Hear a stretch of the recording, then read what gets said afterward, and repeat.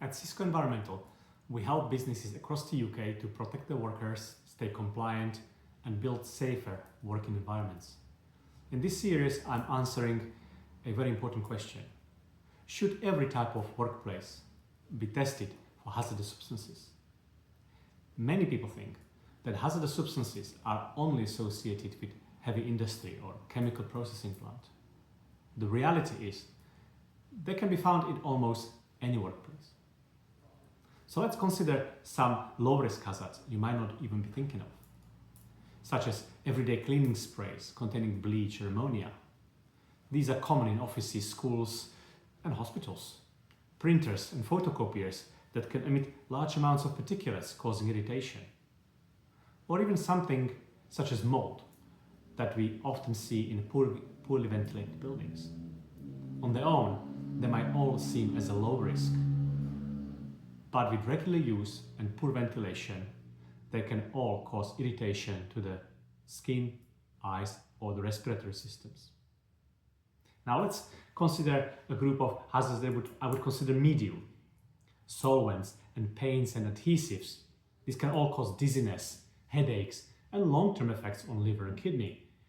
In industrial settings, we come across electroplating solutions containing acids, alkalis, and salts. They can all burn skin and cause harm if people are exposed to them. In administrative buildings, we can come across preservatives used in cooling systems or ventilation systems. They are all known to cause irritations.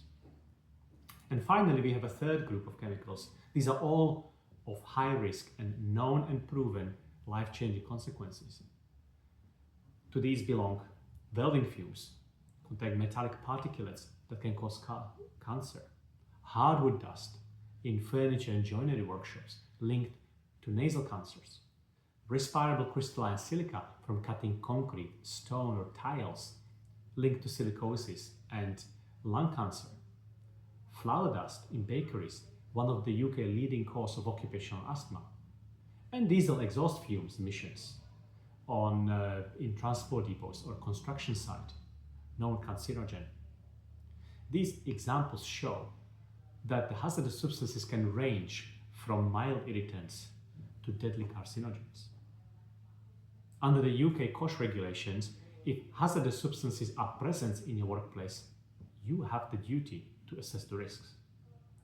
What happens next depends on the nature of the hazard and the level of exposure.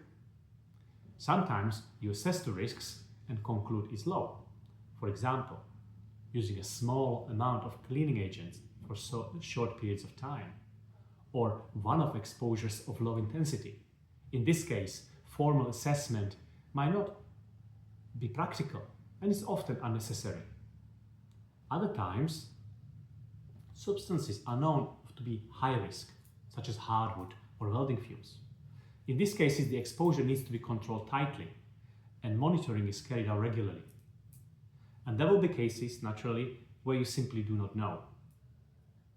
And the only way to find out is carry out the testing.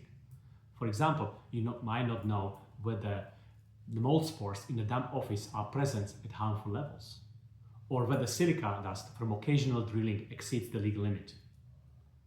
Sometimes, everyday products like solvents or cleaning agents seems harmless until exposure is measured properly.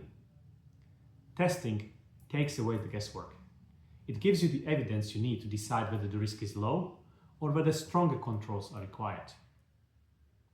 The bottom line is, every workplace should consider hazardous substances because the risks are not always obvious.